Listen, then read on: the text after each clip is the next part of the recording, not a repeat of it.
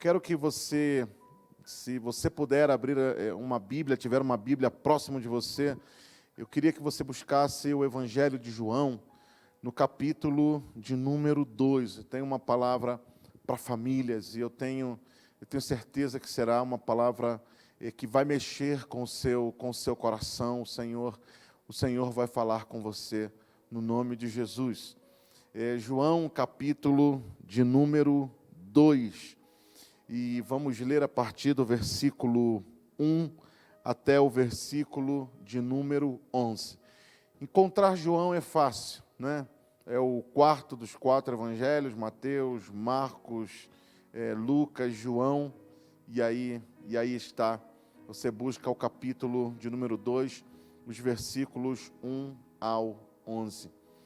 Há tempos atrás, anos atrás, eu estive ministrando um casal e, sabe, aquelas conversas familiares que são intermináveis. Na verdade, a ideia, quando eu visitei essa família, não era para ter um tempo de gabinete pastoral, nada. Eu só queria almoçar com aquela família, tinha sido convidado para aquilo. Mas, de repente, o assunto descambou para aquilo e a gente começou ao meio-dia, a gente estava almoçando, e aquela reunião terminou 00:30. Sabe aquelas conversas que te absorvem energia? Foi realmente muito difícil. Assuntos familiares difíceis de serem tocados. E esse era um caso tão complicado, tão difícil, que quando eu saí da casa eu disse: meu Deus, será que amanhã vão amanhecer vivos? Não se comerão vivos uns aos outros? Realmente, poucas vezes na minha vida eu terminei um aconselhamento familiar tendo a sensação de que o problema não foi resolvido e de que dificilmente o seria. Um daqueles casos que eu disse para Deus: Deus, eu acho que é impossível que essa família realmente seja restaurada, que esse casamento seja restaurado. Era tão difícil, era tão complicado o problema que eu estive muito desmotivado. Cheguei a casa muito cansado e então dormi. Naquela madrugada eu tive um sonho e naquele sonho o Senhor começou a ministrar no meu coração. Eu digo Senhor porque uma voz que falava comigo no sonho, e eu não via o rosto, mas eu ouvia a voz. E aquela voz falava comigo sobre esse texto de João, capítulo de número 2.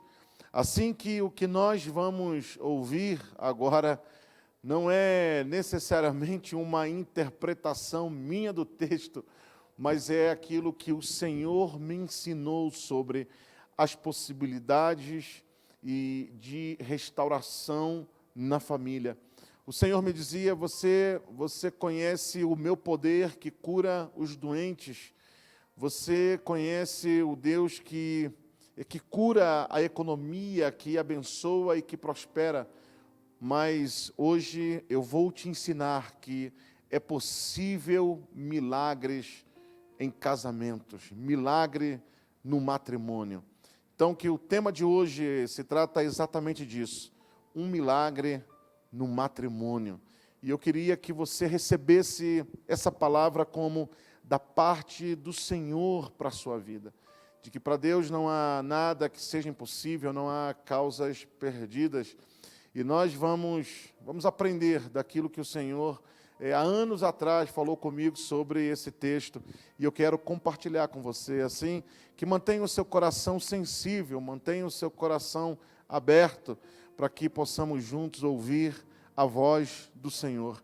Eu quero começar lendo, então, João, capítulo de número 2, e vamos ler o versículo 1 ao versículo de número 11. E diz assim: 3 dias depois, houve um casamento em Caná da Galileia, achando-se ali a mãe de Jesus. Jesus também foi convidado com os seus discípulos para o casamento. Eu amo o fato de que Jesus tenha sido convidado para o casamento. Tendo acabado o vinho, a mãe de Jesus lhe disse: eles não têm mais vinho. Mas Jesus lhe disse: mulher, que tenho eu contigo? Ainda não é chegada a minha hora. Então ela falou aos serventes: fazei tudo o que ele vos disser.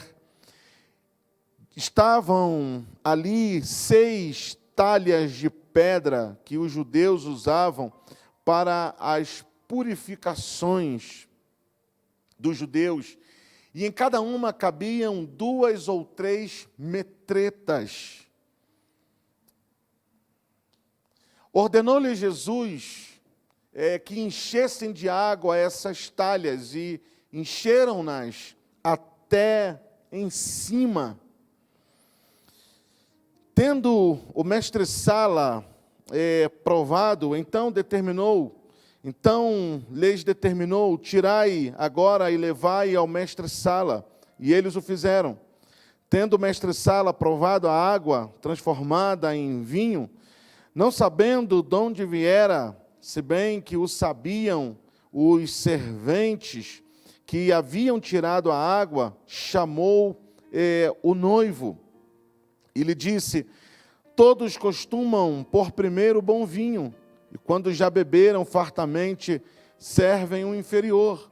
Tu, porém, guardaste o bom vinho até agora. Com este deu Jesus princípio aos seus sinais em Caná da Galileia.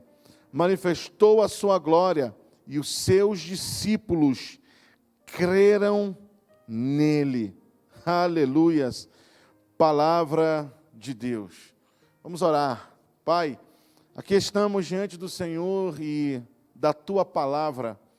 Que o Teu Espírito seja aquele que produza em nós um coração sensível para ouvir a Tua voz. Que neste pouco tempo que temos seja o suficiente e o necessário para que o Teu Espírito trate conosco. Fale conosco, somos o Teu povo.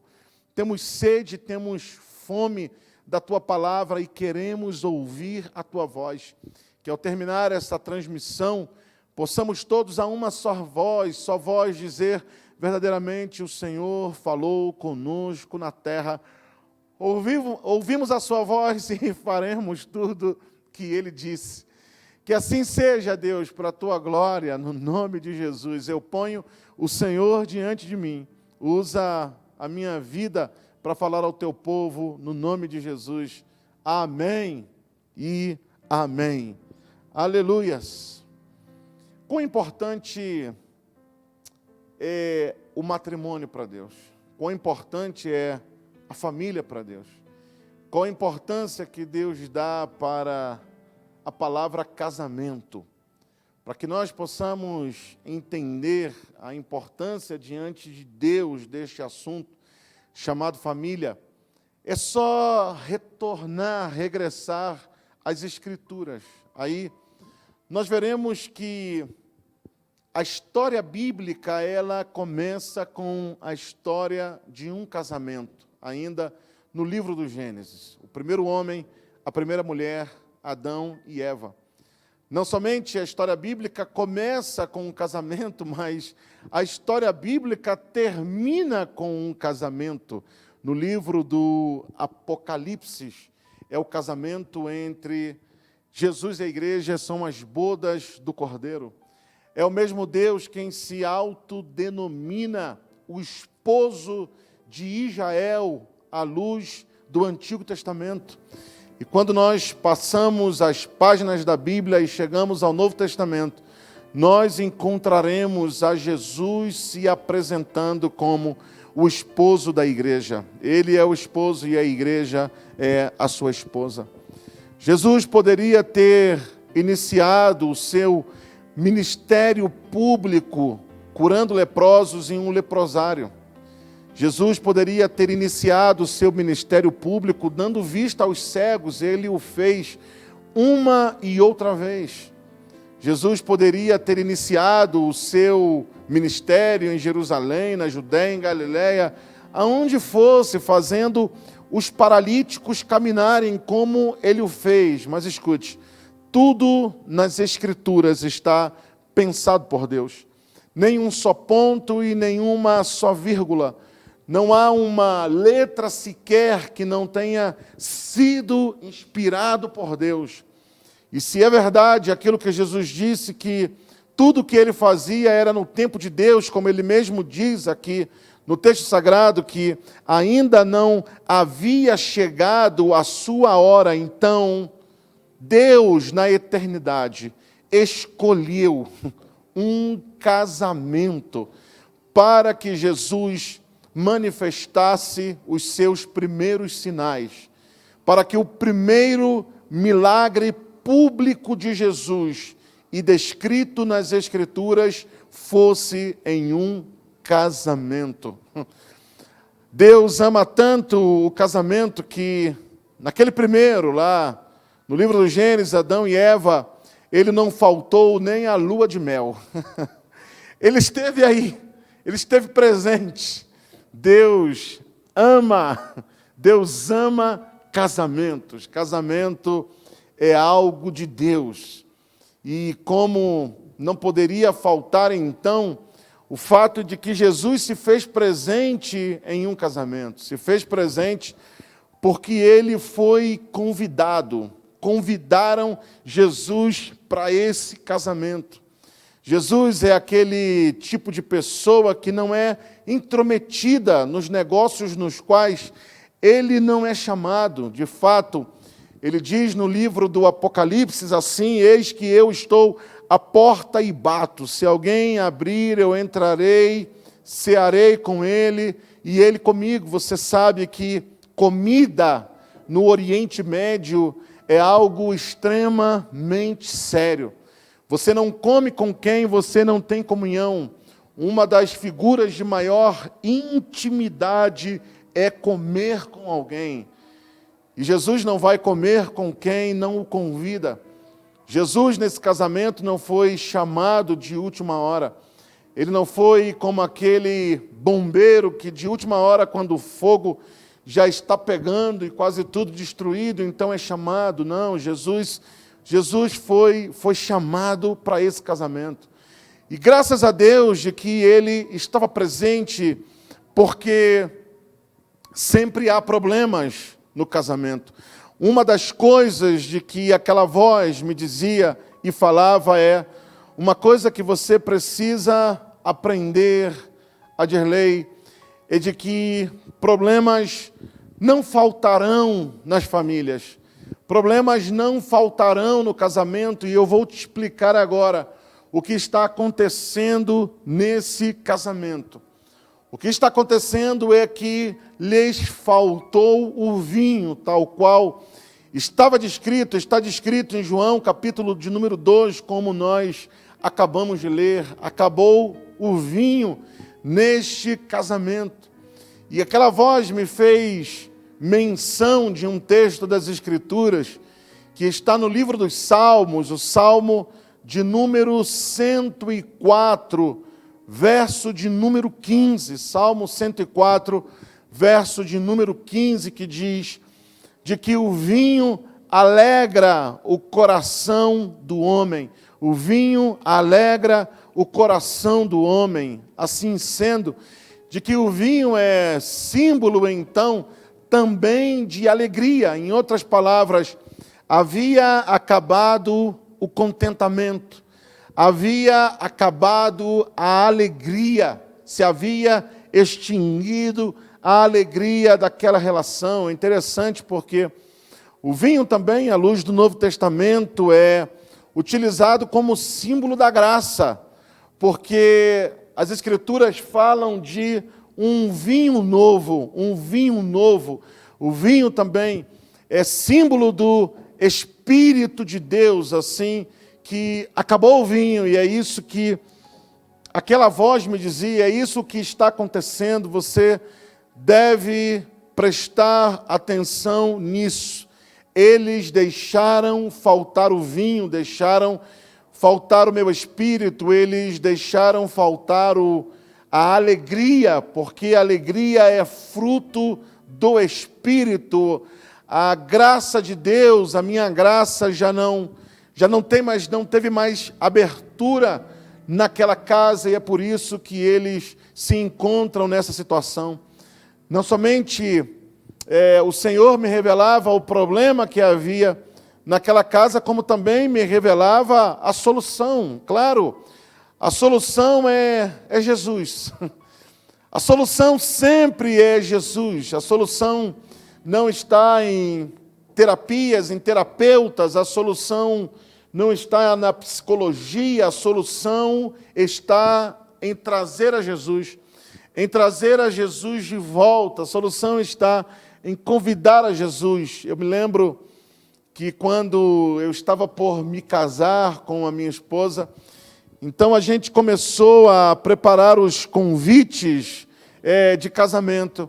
E então nós tivemos uma ideia.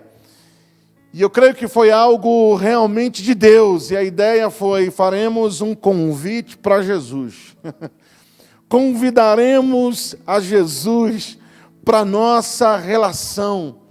Não somente quando as coisas saiam de lugar, não somente quando hajam problemas no nosso casamento, na nossa família, mas que Jesus esteja desde um princípio, que Jesus nunca esteja longe, que Jesus nunca esteja distante da nossa família e da nossa casa, porque problemas vão haver, problemas ocorrerão em toda família, em toda casa, em todo casamento, em todo matrimônio, há problemas, mas se Jesus está presente, Ele sempre é a resposta, Ele sempre é a solução.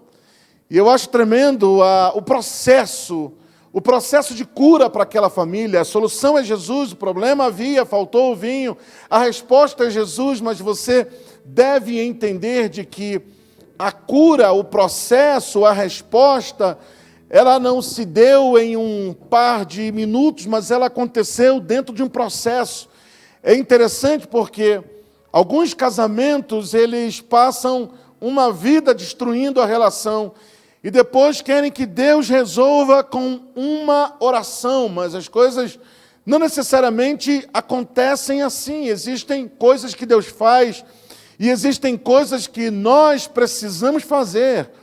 É por isso que vem Maria e diz assim: olha, façam tudo o que Ele vos disser.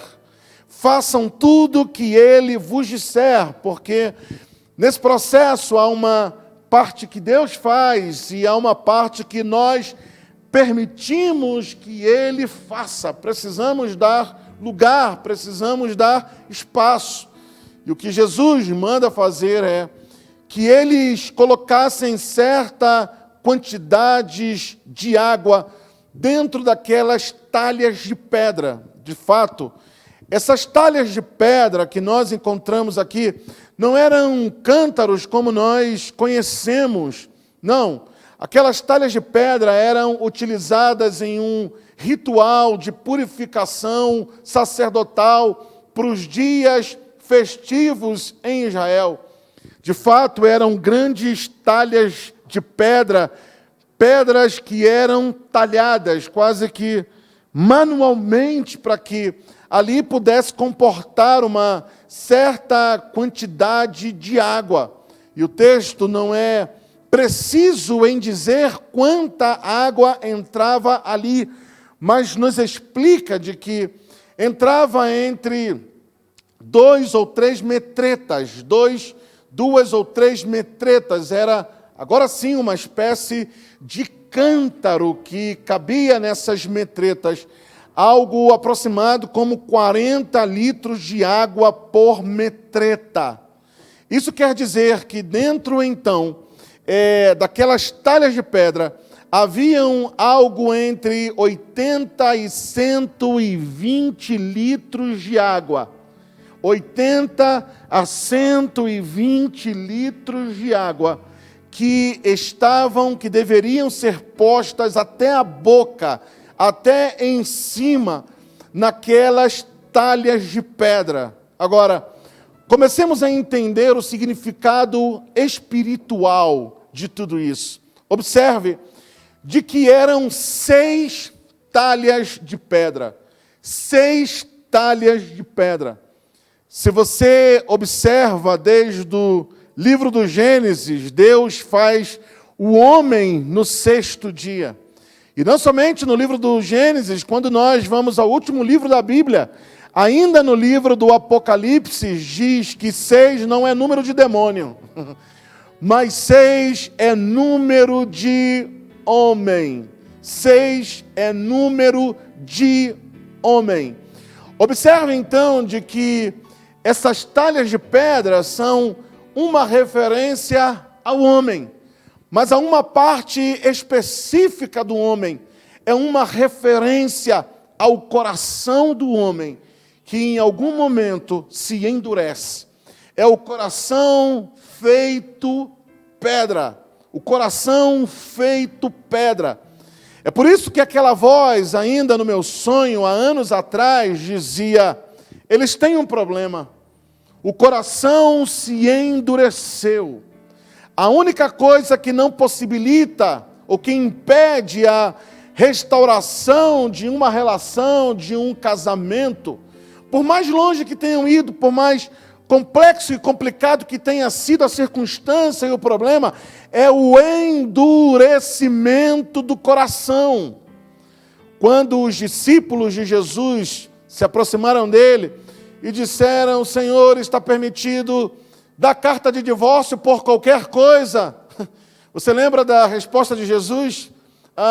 Por qualquer coisa? Isso porque em Israel, nos dias de Jesus, simplesmente se dava carta de divórcio por qualquer coisa. Entre elas, por exemplo, se a mulher queimou o arroz do almoço, carta de divórcio. Se uma mulher fosse vista falando em público com algum homem que não fosse o seu esposo, o marido, tinha o direito de dar carta de divórcio. Mas escute a resposta de Jesus: Moisés os concedeu carta de divórcio por causa da dureza do vosso coração. Mas glórias a Deus, porque nós temos um texto como o de Ezequiel, no capítulo de número 36, versículo 26. Ezequiel 36, versículo 26. Aonde o Senhor vem e diz assim: dar-vos-ei coração novo, e porei dentro de vós espírito novo. Tirarei de vós o coração de pedra, e vos darei coração de carne.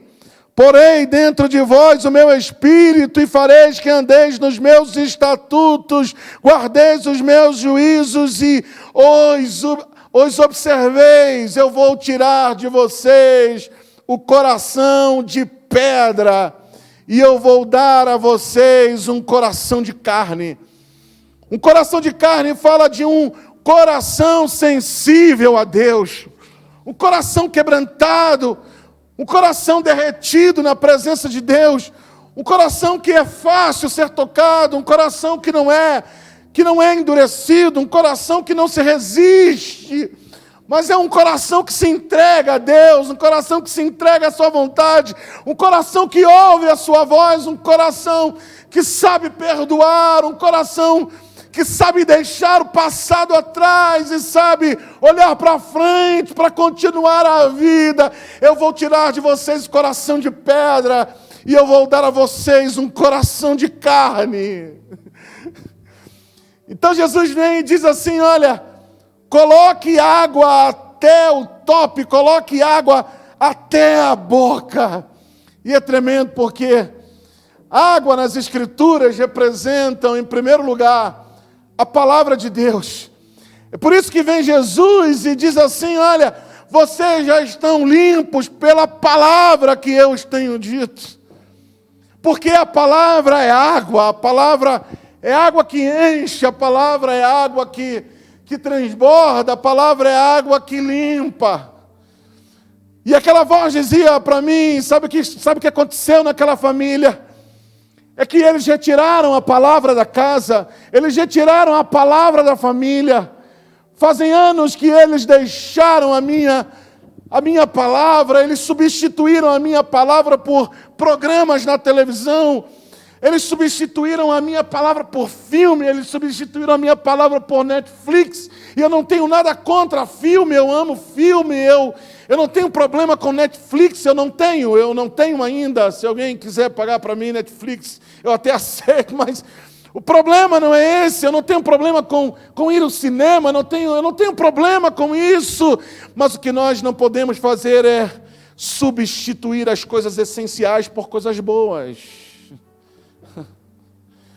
O nosso problema na vida moderna e contemporânea dos crentes modernos é que eles substituíram as coisas essenciais, fundamentais, não por coisas erradas, mas substituíram por coisas boas o que é fundamental.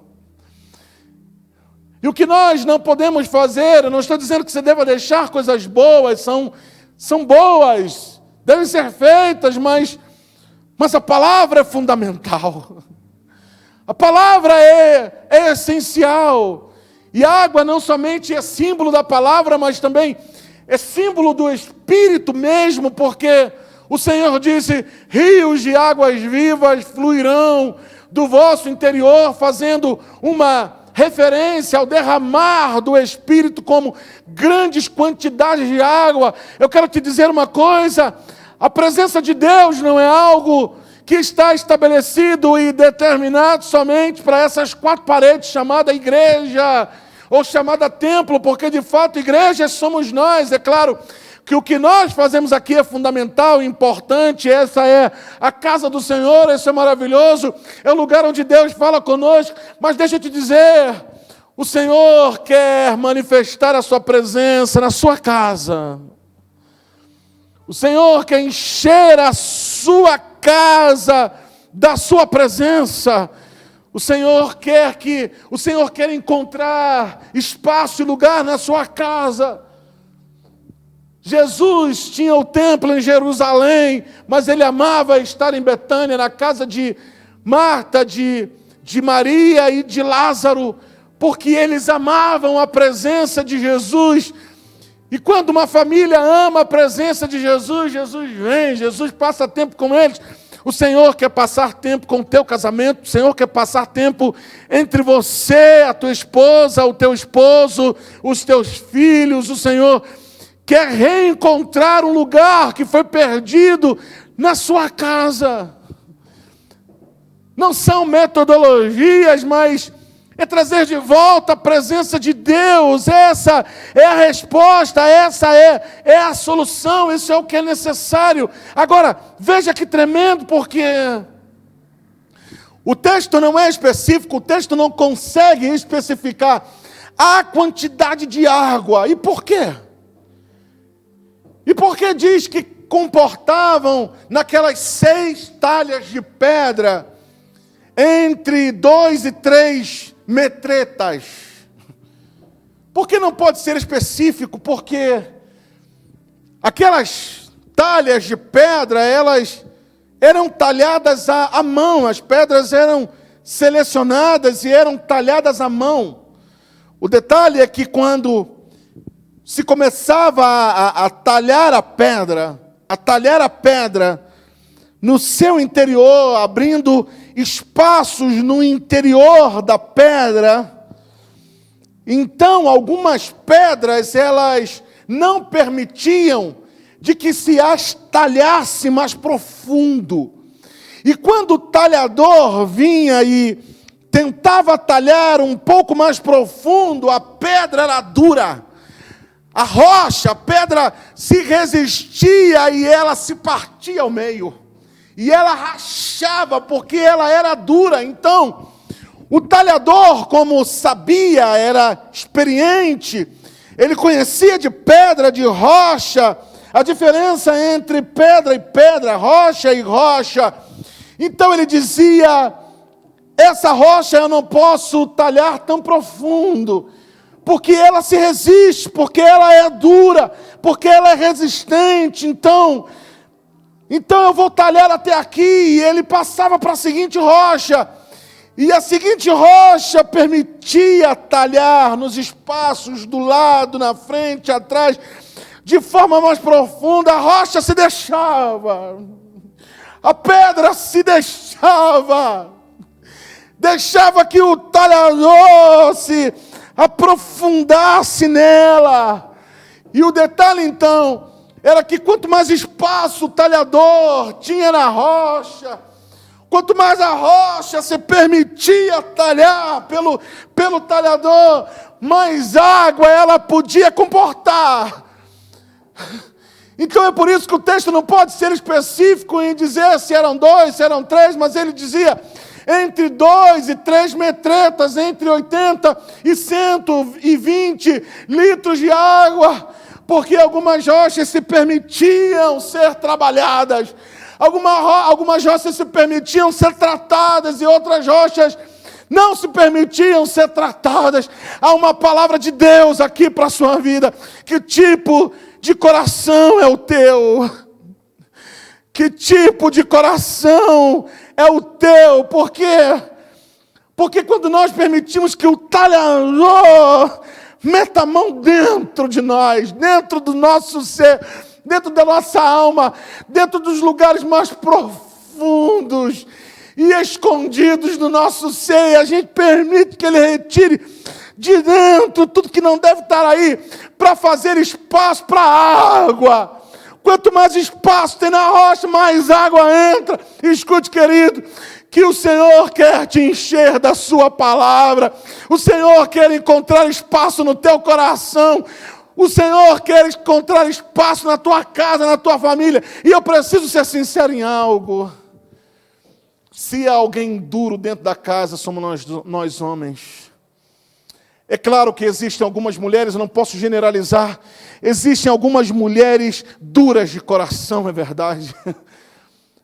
Mas geralmente as mulheres, elas são mais sensíveis. Geralmente elas são mais flexíveis, elas se deixam mais, elas são mais quebrantadas, elas choram com mais facilidade, enquanto nós homens escondemos as nossas lágrimas, porque pensamos que lágrima é símbolo de fraqueza. E se alguém vê a gente chorando no canto da igreja, vão dizer: esse aí está chorando porque é fraco. Não! Você não chora na presença de Deus porque você é fraco. Você chora porque você é quebrantado de coração. O que Deus está buscando, Jonathan, nesses últimos dias, são homens que se deixam trabalhar, que se deixam tratar por Deus. Homens que sabem se inclinar na sua presença, que sabem se render na sua presença. Escute o que o apóstolo Paulo fala em Efésios. Ele diz no capítulo 5 que nós homens devemos ser como Cristo tratou a igreja. E diz que Cristo purificou a igreja pelo lavamento com água. Sabe por quê? Porque nós homens devemos ser talhados por Deus na profundidade, até o ponto de comportar muito da sua palavra, água, transbordar em água até em cima. Sabe por quê? Porque quanto mais água você comportar dentro de você, mais vinho você poderá dar a outros. Porque Deus vai poder pegar essa água, toda essa água que você deixou entrar em você, para transformar em vinho, para que você possa distribuir esse vinho. Deixa eu fazer uma pergunta aos homens que estão me ouvindo, e eu quero que sejam sinceros no seu coração, não precisa falar publicamente. Mas quantos de vocês, homens, antes de conhecer ao Senhor, se embriagaram alguma vez na vida? Tem algum homem por aí que, antes de conhecer ao Senhor, com certeza, ou num momento que se afastou do caminho do Senhor, esteve longe do caminho do Senhor, se embriagou alguma vez na vida? Sabe o que acontece com uma pessoa embriagada? Uma pessoa embriagada, ela ri de tudo e de nada. Eu acho que é por isso que algumas festas de casamento eles consomem tanta bebida para poder se divertir, né? Como se fosse necessário. Mas a palavra de Deus diz, vocês não precisam se encher de vinho, mas vocês podem se encher do Espírito. Enchei-vos do Espírito. Mas o que eu estou tratando de te dizer é que quando um homem está cheio do Espírito, sabe o que acontece? A gente leva a alegria para a nossa casa. A gente precisa deixar de ser aqueles homens conflitivos. A gente precisa deixar de ser aquelas pessoas mal-humoradas, que para ser homem precisa colocar a cara de imigração. Ei, amigo, você não trabalha na imigração, no melhor caso você é médico, amém, graças a Deus. Você não trabalha na imigração, você não é policial, mas ainda que fosse, na sua casa você não deve levar amargura, você não deve levar rancor, você leva alegria. Porque você é aquele que distribui vinho. Deus tem falado isso muito comigo. E tem me dito, Adirley, você é um portador do vinho. Você distribui vinho para as pessoas. Porque você está cheio da minha palavra. Você é uma rocha, uma pedra talhada que se deixou talhar pelo grande talhador. O grande talhador da alma. O grande talhador da nossa vida. O grande talhador da nossa existência, você se deixou talhar. Eu coloquei água em você, eu coloquei a minha palavra em você. E sabe o que eu fiz com a palavra que está dentro de você? Eu transformei em bom vinho. E é tremendo. É tremendo porque quando o provador de vinho, o responsável da festa, o mestre-sala, ele vai beber o vinho, é o último dia da festa. As festas em Israel, elas eram celebradas de acordo com a festa de Sucote. E a festa de Sucote eram 7 dias, porque a festa de Sucote é a referência ao grande casamento do Machia com o seu povo. Machia vai se casar com o seu povo, ele vai vir, vai casar com o seu povo, e ele vai levar o seu povo para debaixo de uma tenda, assim como Isaac fez com Rebeca, você lembra? E são 7 dias determinados por Deus em Sucote, assim que as festas em Israel, elas eram celebradas por 7 dias. Então você imagina o que acontecia depois de 6, 7 dias de celebração, tomando bom vinho. Então, no último dia, estava todo mundo já meio sem os sentidos, né, adequados. E os donos da festa, os noivos, eles diziam, a partir de agora, no último dia, a gente pode dar qualquer vinho que... Esse povo já perdeu a capacidade de discernir entre o bom e o ruim, porque já tomaram muito vinho. Assim que eles davam o melhor vinho nos primeiros dias da festa, e nos últimos dias eles davam o pior vinho. Mas o mestre-sala, o organizador da festa, vem e diz, o que está acontecendo aqui? Ele chama o noivo e fala, ô, noivo, deixa eu te fazer uma pergunta. Como é que é isso? Todo mundo, vocês estão fazendo diferente de todo mundo, porque todo mundo aqui em Israel dá o bom vinho primeiro e nos últimos dias dá o pior vinho. Mas vocês deixaram o melhor vinho para o final. E o Senhor me ensinou umas 15 lições aqui, mas eu quero compartilhar só 2 com você, ok? Por causa da hora. O Senhor me ensinou 2 coisas. Por que o melhor vinho para o final? Em primeiro lugar, o Senhor me ensinou, o Espírito de Deus me instruiu, de que o Senhor, em primeiro lugar, Ele não está preocupado, não está atento, Ele não está somente interessado de que os seus primeiros dias de casado sejam bons, mas Ele está preocupado com o seu casamento do princípio até o fim. Aleluias. Ele está interessado que os seus melhores dias de casado não sejam somente os primeiros dias.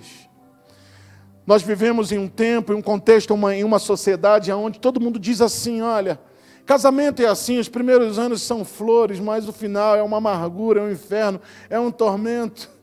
Depois de 40 anos, você olha para a cara daquela mulher, parece um maracujá maduro. Já não tem a mesma formosura, a mesma beleza. Você olha para o homem, desculpa. Você olha para o homem e diz, já não tem o mesmo vigor, a mesma força. Já não é o mesmo. Olha antes como ele era. Ele se penteava, fazia o tupete tipo Elvis Presley, mas agora, cadê? Não tem nada. Parece uma montanha pelada, não tem... O que aconteceu? O vigor não é o mesmo. E as pessoas dizem, os primeiros anos do casamento são bons, mas depois é briga, é discórdia, é diferença. Deixa eu te dizer uma coisa, convida Jesus para o teu casamento, homem. Traz de volta Jesus. Leva um convite para ele.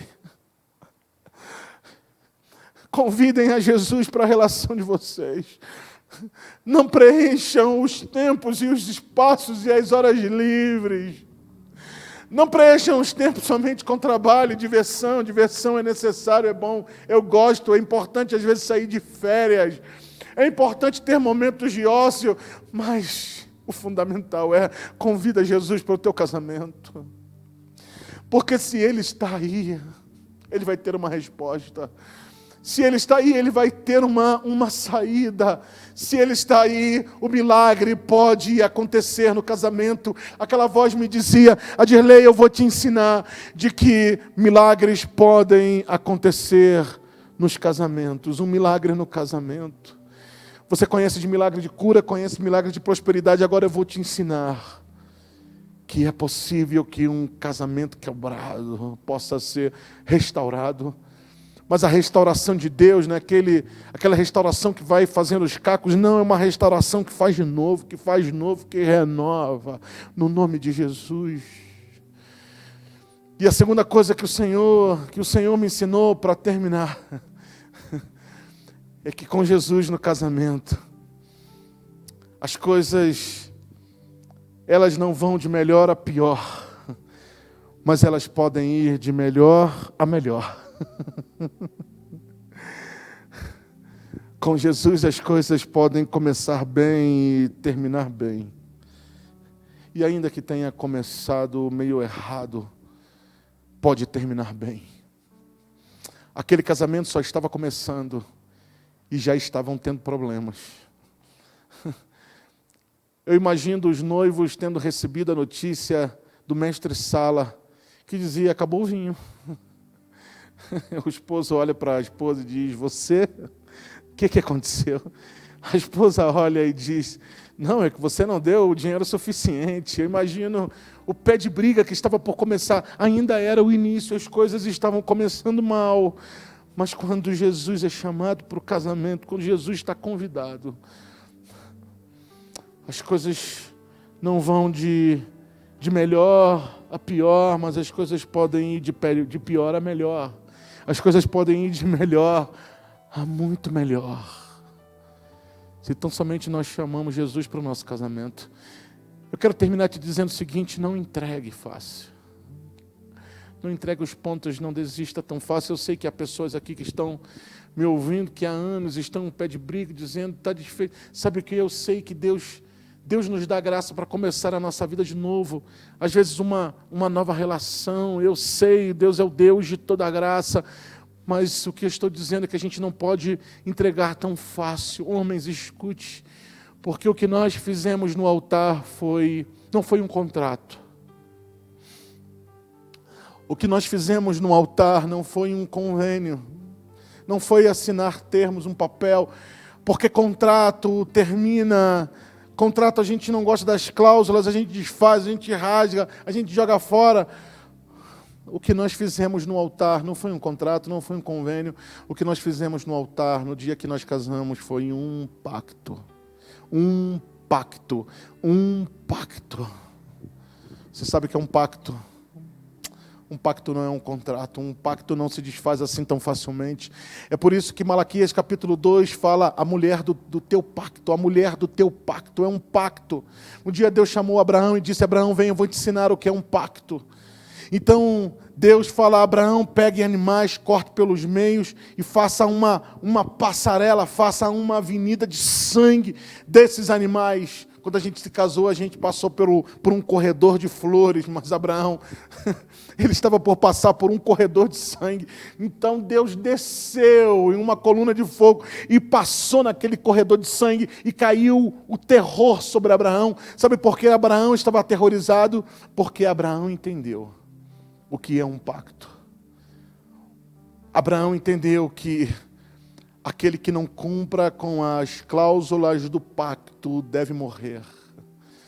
Então Deus estava dizendo para Abraão: Abraão, antes que eu fale com a minha palavra com você, eu prefiro a morte. E é por isso que Jesus foi à cruz do Calvário. Para que Ele pudesse nos dizer: quem nos separará do amor de Cristo? Nada nos separará do amor de Cristo. Sabe por quê? Porque eu estive disposto a morrer para cumprir com o pacto.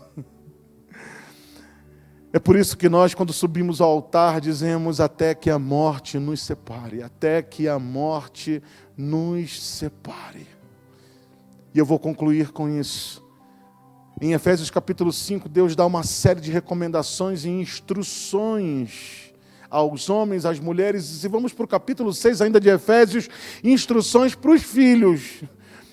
Mas ele vem dizendo: olha, os maridos devem fazer assim, as mulheres devem se submeter, os maridos devem amar as suas esposas. Mas de repente Paulo surpreende e diz assim: mas eu não estou falando de vocês. Mas eu digo isso a respeito de Cristo e a igreja. Eu estou falando de Cristo e a igreja. E eu fiquei pensando: calma aí, Paulo, um momentinho. Não é assim, Paulo. Como é que você me diz agora que você não está falando de homem e mulher, você está falando de Cristo e a igreja? Exatamente, o Espírito de Deus me dizia exatamente isso. Não é somente a relação de Cristo com a igreja, uma referência de como nós devemos tratar as nossas esposas, mas o que Paulo está tratando de dizer pelo Espírito Santo é assim: olha, não há como os homens, não há como o mundo saber, entender, discernir, perceber, ver, entender como Cristo ama a igreja. Por quê? Porque eles não têm visão espiritual, olhos espiritual, eles não podem entender aquilo que é invisível. Mas quando os homens olharem, quando o mundo olhar como os homens na igreja tratam as suas esposas, eles entenderão como Cristo ama a igreja. Quando o mundo olhar para a igreja e ver como as mulheres respeitam aos seus maridos, então o mundo entenderá como a igreja se submete a Cristo. A relação de vocês entre esposo e esposa é uma pregação para o mundo de como Cristo ama a igreja. Eu sei que é difícil, mas é possível. Se nós convidamos a Jesus para o nosso casamento, Ele vai fazer o milagre. Ele vai fazer o milagre. São possíveis milagres em casamentos. Eu quero orar pela tua família. Talvez você é solteiro e está dizendo: mas eu nem sou casado. Ok, eu quero orar pelo teu futuro esposo, pela tua futura esposa, porque você vai conseguir alguém de Deus para a sua vida, para que o seu matrimônio seja uma foto de como é Cristo e a igreja. Esse tempo de pandemia, as famílias tiveram que passar mais tempo juntos. Isso foi resultado de tanta dor, de tanta confusão. As famílias não estavam, os esposos e esposas não estavam acostumados a passar tempo juntos, tanto divórcio. Mas Deus quer restaurar, Deus quer transformar água em vinho. É possível milagre no casamento. Eu quero orar pela tua relação com a tua esposa, eu quero orar pelos teus filhos, eu quero abençoar a sua família nesse último culto de 2020. Eu quero abençoar a sua família, porque vamos entrar a 2021 com o nosso casamento fortalecido para a glória de Deus. Maridos, amem as suas esposas, esposas respeitem os seus maridos. Nosso casamento será um modelo de Cristo e a igreja, eu creio nessa palavra. Quantos recebem essa palavra? Receba um milagre no teu casamento. Filhos, não sejam motivos de discórdia para o casamento dos teus pais. Homem, escute isso. A melhor coisa que você pode fazer pelos teus filhos é amar a mãe deles. Homens, escutem isso. A melhor coisa que você pode fazer pelos teus filhos é amar a mãe deles. Não há nada que destrui mais a autoestima do que os filhos verem como o pai maltrata a sua mãe. E não há nada mais fortalecedor e mais poderoso. Não há um maior benefício que um pai pode fazer para um filho que amar a mãe dele. Eu quero orar por vocês. Vamos orar. Pai, no nome de Jesus. Esse é o último culto de 2020. Eu quero abençoar famílias. Isso faltava a Deus entre as mensagens, as muitas mensagens que preguei durante todo esse ano. Não poderia faltar uma mensagem para famílias. Porque o Senhor ama casamentos, o Senhor ama casamentos, e há famílias passando problemas, provas, tribulações. Deus, um milagre é possível, eu creio, eu profetizo, eu declaro, eu confesso que a tua família viverá um novo momento, viverá o melhor dos seus dias a partir de 2021. Eu creio nessa palavra, eu te abençoo, eu abençoo a tua casa, eu abençoo os teus filhos. Eu abençoo a tua esposa, eu abençoo o teu esposo, eu abençoo a tua família, eu abençoo a tua vida, no nome de Jesus. Amém? Guarda esta palavra no teu coração. Ore por mim, ore pela minha casa, pela minha família, ore pela minha esposa, ore pela minha filha. Se você sente no coração abençoar essa casa e essa obra, passamos um ano de tantas provas, tantas lutas, mas o Senhor tem sido fiel. Que o Senhor te use para que essa obra continue, para que a palavra do Senhor continue sendo pregada, para que corações sejam alcançados, famílias sejam restauradas. Deus te abençoe e a gente se encontra na quinta-feira, às 6 da tarde, hora da Bolívia, no nosso culto profético de Ano Novo. Deus te abençoe. O melhor está por vir. 2021 será um ano extraordinário. Deus te abençoe. A graça de Jesus, o amor de Deus e a comunhão do Espírito Santo seja com todos nós. E todos dizemos amém. Deus te abençoe. Paz.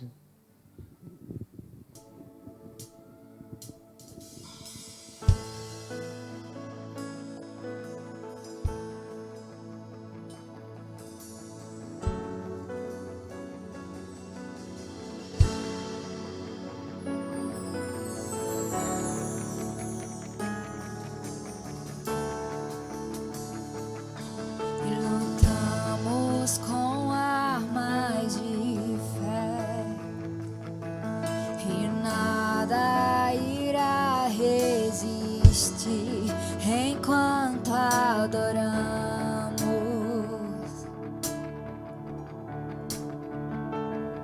E em meio às tribulações, o nosso Deus é vencedor, nosso adoramos.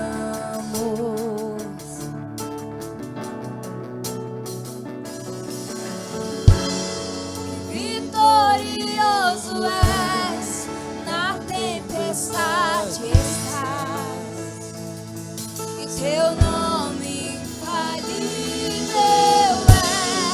Os reinos vêm e vão, e teu trono acima está, e teu nome imutável é.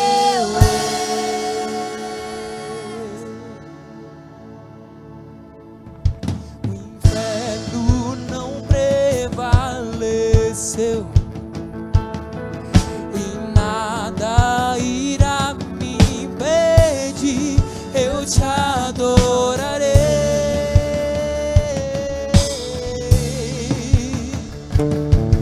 Muralhas